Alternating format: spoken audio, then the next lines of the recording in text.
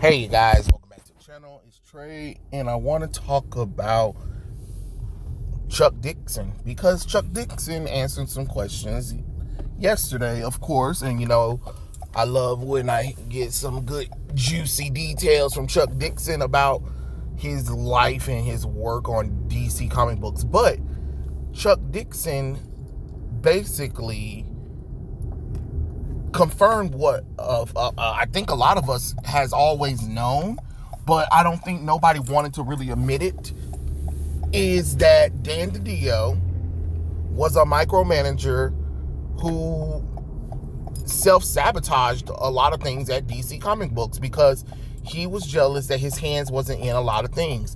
And that shows me poor management, and that shows me poor leadership on the fact that DC or Warner Brothers hired this man to be the I guess the editor-in-chief, right? And he couldn't put past his own pettiness and his own, his own, how do I say it? He couldn't put past his own pettiness and his own, I guess he couldn't get out his own way, to give us great work. Like Chuck Dixon said, they paid him $30,000 for a lot of these scripts and didn't use any of them. Or then he paid him just to go and pay for rewrites because he didn't like it or whatever. And I'm not saying that as editor-in-chief, there are times to make changes or whatever, but as somebody who should be, like, you're an editor-in-chief, you're supposed to be editing a lot of things, making sure things line up or whatever. You can't keep going back and changing things around just because you don't like everything. I'm not saying that you supposed to not do your job, but micromanaging every second when you already have editors in place, you fire one person from a comic book 2 issues in because you don't like the direction they were going in. Then you ask Chuck Dixon, hey, can you write this book for us? But we already got the comic book covers done, so you're gonna have to make stories based around those covers. You make them, then halfway through the run, you are told to rewrite the stuff, some of the pages.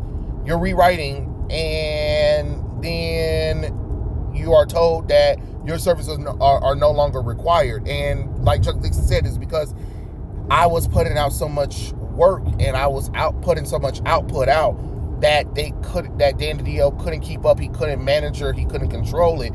And that is the downfall of DC comic books, to be honest, in a nutshell, where you had DC comic books was doing fine with this world that they established firmly after Crisis on Infinite Earth. And here come Dan the Idiot coming in here, being petty, and want to run everything. Like, let's be honest, what really has Dan DiDio done that we can really talk about in a good manner? Because anything I hear from Dan DiDio is not good. It's not good things. It's just like when he was complaining about the whole, everybody is buying nothing but old classic comic books instead of the new ones. Well, you dumb bitch, that tells you something. People like what they like. And it's weird that Dan DiDio couldn't get his head so far up his ass he couldn't see it. You gave us terrible things. You led DC down the wrong path. You when you came in, your first idea was Identity Crisis. Why did you think that was a brilliant move? Hey, it'd be cool. Let's take elongated wife and let's say she got raped, and also let's kill her, and then let's make Adam's wife the killer, who had a psychotic break and thought that she can win her husband back by doing something crazy. Then let's find out that Dr. Light isn't the idiot villain that he was originally written to be, he was actually a sadistic person who was able to infiltrate the Justice League satellite while Sue Dibney was on there and rape the fuck out of her. And Zatanna said, hey, let's mind erase him and destroy a lot of his personality. And Batman walks in on them and he was like, and then they were like, Zatanna, erase his mind too.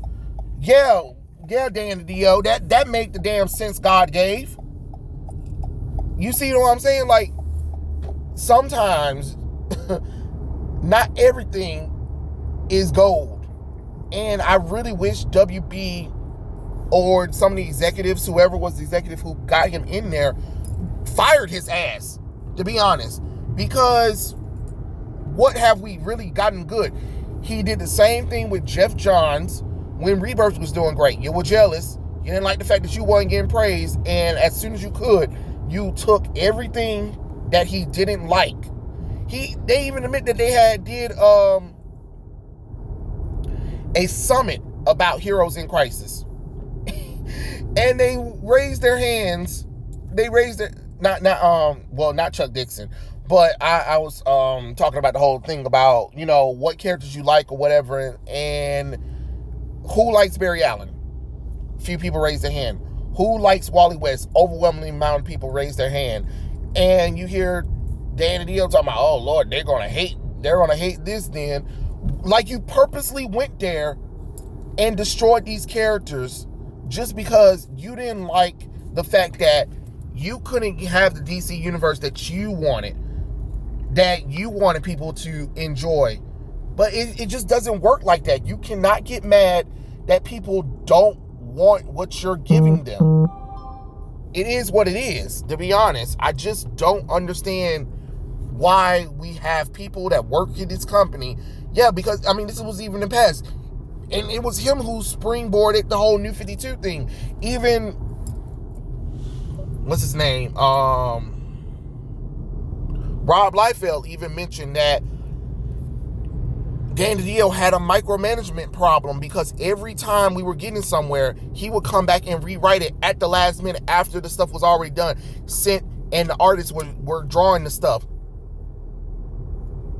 He didn't have no plans for the New 52. Just like he really didn't have a plan for the DC universe. He just wanted everything to be darker, and he wanted to get rid of the legacy characters because he didn't like the legacy characters. Like, what are we saying? You have a prolific writer who does great work, and then you're stuck with the idiot editor-in-chief who just petty because he is mad like a big baby bitch that he couldn't have his hands on nothing. I'm sorry that you don't like you don't like the fact that people aren't really feeling you, but that ain't got nothing to do with anybody else. That's something that you need to figure out. But you're the editor-in-chief. But you can't overstep that at the same time, because you have to learn to trust your writers. Chuck Dixon was a successful writer. He was successfully writing some of your great stories at the time. And you want to be like, he's very difficult to work with. He's very slow. He doesn't get his work done. Are you kidding me? This man was writing majority of the Batman family. Robin, Batman and the Outsiders, Nightwing, Batman, The Dark Detective.